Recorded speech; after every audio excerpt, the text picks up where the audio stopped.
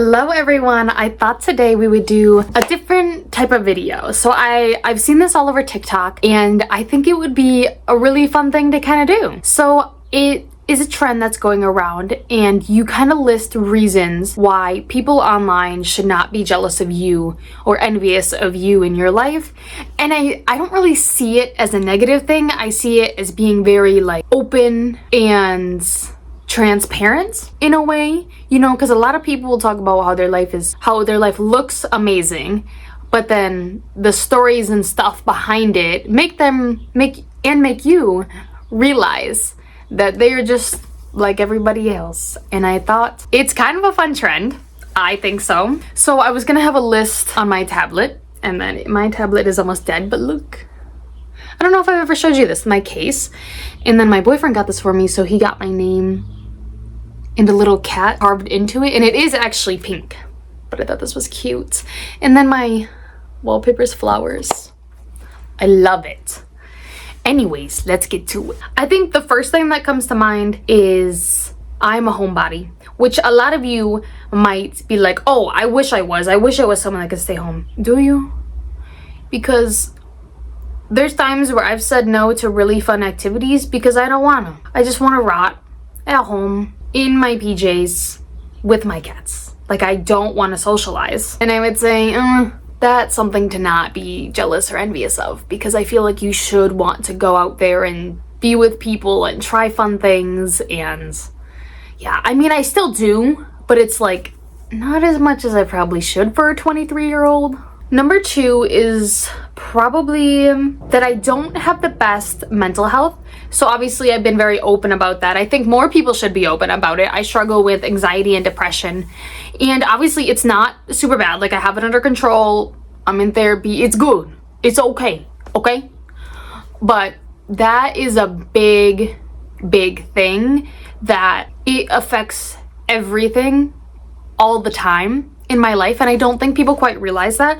One of the biggest things, which it's like something where I've over time have become more embarrassed about because of the rude comments people have made at me about it. So I struggle with driving. I'm not the best driver. I still drive, but it's like in big cities, in busy highways, I get extremely anxious. And a lot of people have made very snarky and rude comments at me about it, and they're actually not helpful. This might make me go into a rant, and I don't mean to rant. But people, they're like, oh, it's so easy. You should do this. Oh, you should do this. You should just do this. Thank you. I haven't thought of that before. So helpful. Like, I don't think people understand that there's so many other things that kind of get thrown into this pile about why I'm anxious about that. So without getting into detail, I've been in cars where people have had seizures while driving. They have fallen asleep while driving. They have hit other cars. The car has broken down in sketchy areas. We've hit deer. We've gotten lost. The car just broke down for no reason, and we're not able to get a hold of anyone, so now we're stuck in the middle of nowhere for hours on end. Also, when I first started driving, I was not treated as nicely as an anxious person should have been treated when they started to learn how to drive. All these little things add into that, okay? I take really good care of my car, and I take it in to get fixed whenever there's an issue with it, but I am still extremely anxious that my car, for no reason, is gonna break down in the middle of nowhere. I'm extremely anxious that when I'm driving, I'm gonna hit something and possibly hurt me or other people in the car. Like, there's so many other things, but that is my biggest pet peeve, or my biggest, what my friend and I call it, the pushing the red button, is when people don't understand that. Like, it's so, like, over time, I've actually become embarrassed because of how many people have made fun of me for it. Some people might be like, oh, it's not that deep, but it is for me. Like, I am extremely embarrassed of it, and I want to practice, but it's such a mental game. It's so hard. It's like, I can't, people who have been, maybe our brains are similar, you'll understand, but it's like I haven't really met anyone else in my life that I know of that thinks like that. So that is extremely frustrating. That is something you should not be jealous of me for, because it sucks. And another thing is that not to be deep about it either, but I'm lonely all the time. All the time. That constant feeling of loneliness is there all the time. She never leaves. But it's okay. It's okay. Another thing to not be jealous of me for, I don't have a good relationship with my parents. It sucks, and I'm jealous of people who have a good relationship with them and who can go out and do stuff with them and go on trips with them, and I can't relate. It sucks a lot. I am a psycho when it comes to stuff that are sticky. Like if you hand me a sticky drink, I might explode. I can't. I go from 0 to 1,000. Don't ever hand me a sticky drink. Another thing, I can't tan. Like right now, this is me recovering from a burn. I burn so bad. And I don't really tan, whereas my siblings tan. That's another thing not to be jealous of. I get sick really easily. Really easily. And when I'm sick, it lasts about 2 weeks. And it's awful. So my immune system sucks.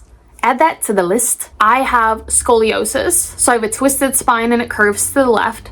So that causes pain when I'm walking, when I'm running, when I'm sleeping, all the time. Not fun. Another thing, I'm a sugar addict. I literally had to stop eating sugar because it was destroying me. It was wrecking and harming my body. So I literally was addicted to sugar. So I had to cut sugar out, not completely, but I had to cut it way, way down, and I feel so much better. But that was hard, and sometimes it was low-key embarrassing. It was like I had to eat candy every day, multiple times a day, and it was not healthy. What's another thing? I don't know, I kind of like this. It's like outing myself to the world about just being a normal human. I guess another thing to add to the list, I don't know how many things are on this list right now, probably 17,000. I am working on this, but I am a kind of an easily offended person. Okay, I am a very much what I like to call a snowflake. You have to talk to me. You don't have to talk to me like this, but I take information better if you say something nicely to me. It could be like, hey, you need to fix this or you need to work on this, but it's how you present it. I'm very much like, if you tell me nicely and with a nice tone, I'll take it in and I'll fix it. But if you come at me attacking me with an attitude, that's not gonna work. And I'm probably not the only one, but I am very much will shut down and not listen and fight you back, like type of person. Oh, that reminded me, another thing. I hold grudges like crazy. That's not something you should be jealous of. That's something I'm trying to work on. And I don't want to say never, but I don't think I'm ever going to get rid of it. But yeah, like this one person, I'm not going to say their name, but before I even met them in person, I found out that they called me a name and that immediately put a grudge on that person. I will never change my mind about their personality, who they are as a person. I've never even tried to get to know that person. I've never tried to reach out to them. I don't talk to them when we're in the same room because I knew and heard that you said that, and I have facts to prove that that's what you did. I don't care. I hold grudges. I don't want to be your friend. I don't want to get to know you. I don't care. And that's not something to be proud of. I hold grudges really bad. I think those are the main things. Oh, you see my little friends? Have you watched my last video? There's a little head right there, and that's the butt of another one. They were so cute when I got home. They were all laying out. I love them so much, and they've adjusted so well. Like, I have rearranged the cage since the last video I did with them, and they move around so much more. Like, every morning and every night I do clean and rearrange their cage. Not like rearrange their nest and everything, but I pick up their food and clean their boxes and everything. I'll wake up in the morning, I'll come home from work. This house was moved over there. They had little blankets moved around. Both their food bowls were empty. They had like all the blankets up there, little nested. I'm like, I had to shake some of them out just because they were dirty, but they've been moving a lot. And they've been drinking out of their little water bottle that makes such a cute noise when they do it. They've been adjusting really well. And my cats aren't even in here and the door's open. So like they're kind of just like me. Whatever. They really don't care that much. I'm obsessed with plushie keychains. It's a problem. You shouldn't be jealous of me for that. I kind of like this trend because it really lets you know that people are human. People have issues. I'm not perfect. I might be psycho. I don't know. But it's who I am, and I know that there's also a lot of pros or a lot of good things about myself, but I thought it was important to share the maybe not so good things about myself. So someone out there might not feel alone, because just because you have some not great traits or maybe some bad characteristics, it doesn't make you a bad person. It doesn't. It just makes you human. But yeah, that's kind of all I have for today. I hope this came across more positive, like I wanted to come across. And I hope you know that you are loved and you are perfect the way you are. You are gorgeous. And yeah. So, someone came out. Hello. Hello. Cookie. Hi, baby. He's sniffing. Maybe he smells my hair products. But he's so cute. Like always, I hope you had a great week and that you're having a great day. And until next time. Bye, guys.